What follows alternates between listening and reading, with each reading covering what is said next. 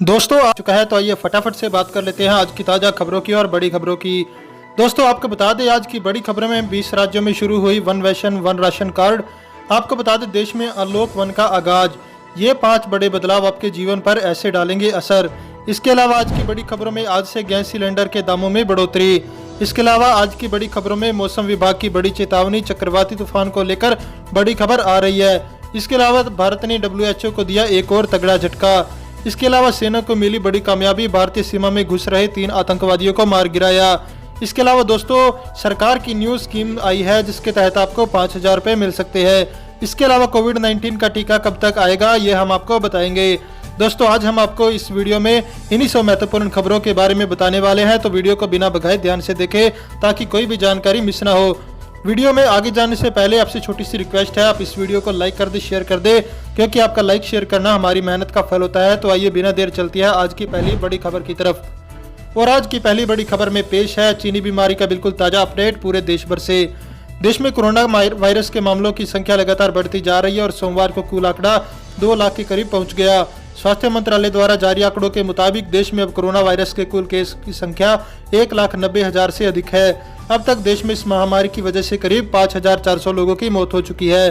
स्वास्थ्य मंत्रालय के आंकड़ों के अनुसार कुल मामले हैं 1,90,535, एक्टिव केस 93,322। अब तक जो ठीक हुए हैं वे हैं 91,818। अब तक हुई मौतें 5,394। स्वास्थ्य मंत्रालय के अनुसार पिछले 24 घंटों में देश में 8,392 कोरोना के वायरस के केस आए हैं, जो अब तक का सबसे अधिक उछाल है। देश में 24 घंटे में कोरोना की वजह से करीब 230 लोगों की मौत की रिपोर्ट आई है। चलिए बढ़ते हैं अगली बड़ी खबर की तरफ। 20 राज्यों में शुरू हुई one nation one ration card scheme, 67 crore लोगों को मिलेगा फायदा। केंद्र सरकार की महत्वाकांक्षी योजना एक देश एक राशन कार्ड योजना 1 जून से 20 राज्यों एवं केंद्र शासित प्रदेशों में लागू हो गई है। 1 जून से योजना में तीनों राज्य ओडिशा, सिक्किम और मिजोरम जुड़ गए हैं। इसके साथ ही उन राज्यों की संख्या 20 हो जाएगी जहां से योजना लागू हो चुकी है। इस स्कीम का फायदा उन राशन कार्ड धारकों को होगा जो दूसरे राज्यों में नौकरी करते हैं। राशन कार्ड धारक देश के किसी भी हिस्से की सरकारी राशन दुकान से कम कीमत पर अनाज खरीद सकेंगे। इस स्कीम से अभी 67 करोड़ लोगों को फायदा मिलेगा। इन राज्यों के जुड़ने के बाद उन राज्यों और केंद्र शासित प्रदेशों की कुल संख्या 23 हो गई है जहां ये योजना लागू है। मध्य प्रदेश, बिहार, उत्तर प्रदेश, महाराष्ट्र और गुजरात जैसे राज्य पहले ही योजना से जुड़ चुके हैं। दोस्तों अगली बड़ी खबर जानने से पहले आपको बता दें कि हमारे चैनल पर एक कॉन्टेस्ट चल रहा है। आप भी 2,000 रुपये पेटीएम कैश जीत सकते हैं। बस आपको वीडियो को लाइक करना है और कमेंट बॉक्स में हमें यह बताना है कि महाराष्ट्र के मुख्यमंत्री का क्या नाम है और वो कौन सी पार्टी से हैं। कोरोना संकट, वंदे भारत मिशन का तीसरा फेज भी होगा शुरू। दूसरे चरण में 1 लाख भारतीयों की होगी वतन वापसी। कोरोना संकट की वजह से विदेशों में फंसे भारतीयों की वतन वापसी का अभियान वंदे भारत जारी रहेगा।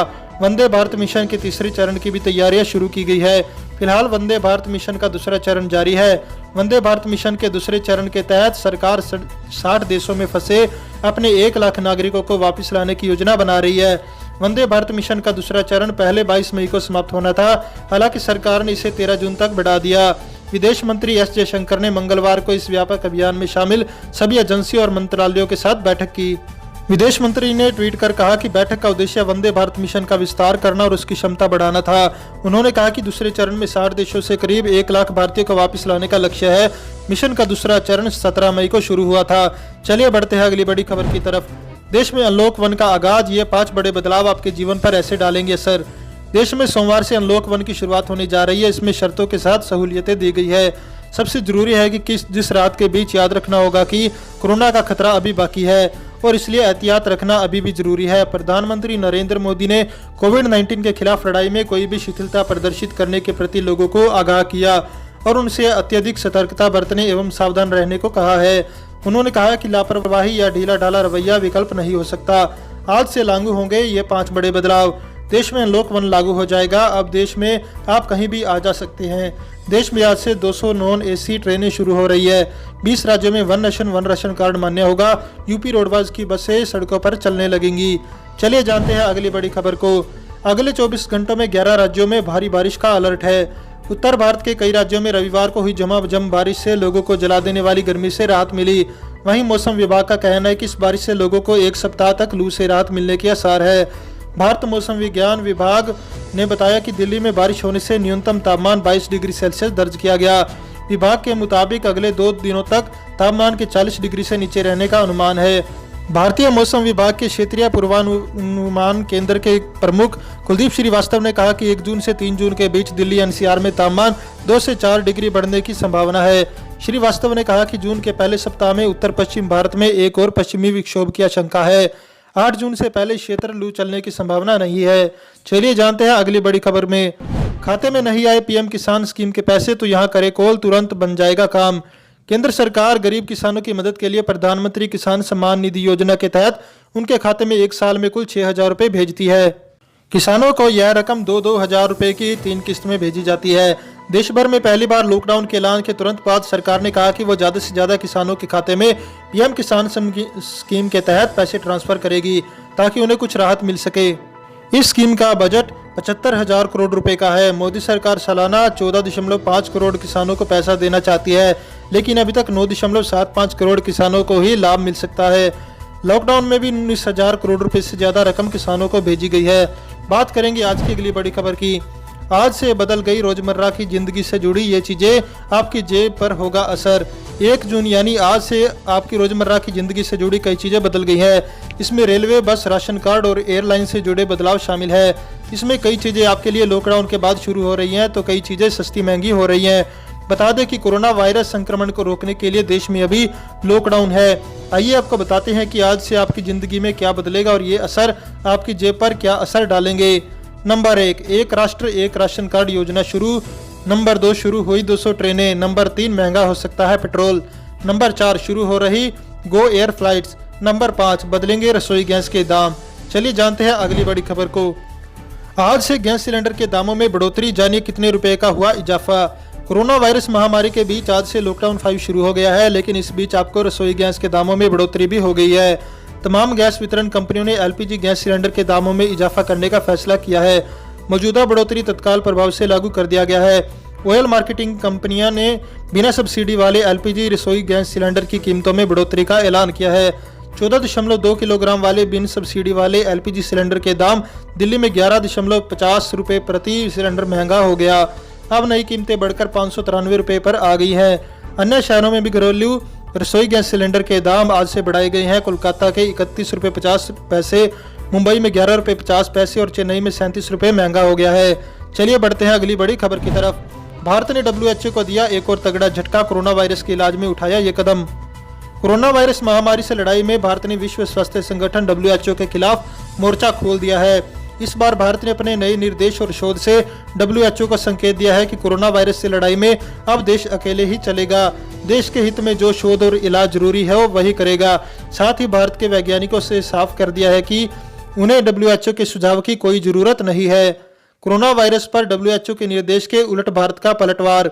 हाल ही में WHO ने सदस्य देशों को निर्देश जारी किया था कि कोरोना वायरस के इलाज में हाइड्रोक्सीक्लोरोक्विन खतरनाक साबित हो सकती है, इसलिए इसके ट्रायल बंद कर दें। लेकिन भारतीय वैज्ञानिकों ने न सिर्फ इस दवा पर शोध किया, बल्कि देश के डॉक्टर से कहा कि कोरोना वायरस इलाज में इस दवा से बचाव हो सकता है। Indian council of medical research ने अपने ताजा शोध में कहा कि हाइड्रोक्सीक्लोरोक्विन की दवा लेने पर कोरोना वायरस संक्रमण के खतरे में कमी देखी गई है। चलिए जानते हैं अगली बड़ी खबर को। उत्तर भारत में बारिश दिला सकती है 1 सप्ताह तक लू से राहत, अरब सागर में कम दबाव का क्षेत्र निर्मित। दिल्ली सहित उत्तर भारत के अनेक राज्यों में रविवार को हल्की सी मध्यम बारिश हुई, जिससे क्षेत्र में लू से 1 सप्ताह राहत मिलने के आसार हैं। भारतीय मौसम विभाग ने कहा कि अरब सागर के ऊपर बना कम दबाव क्षेत्र चक्रवाती तूफान में तब्दील होकर ऊपरी पश्चिमी तट की ओर बढ़ सकता है। दिल्ली में रात भर हल्की बारिश और दिन में भी बारिश होने से अधिकतम तापमान 36 डिग्री सेल्सियस दर्ज किया गया। मौसम विज्ञान विभाग ने अगले 2 दिन में दिन का तापमान 40 डिग्री से नीचे रहने का अनुमान व्यक्त किया है।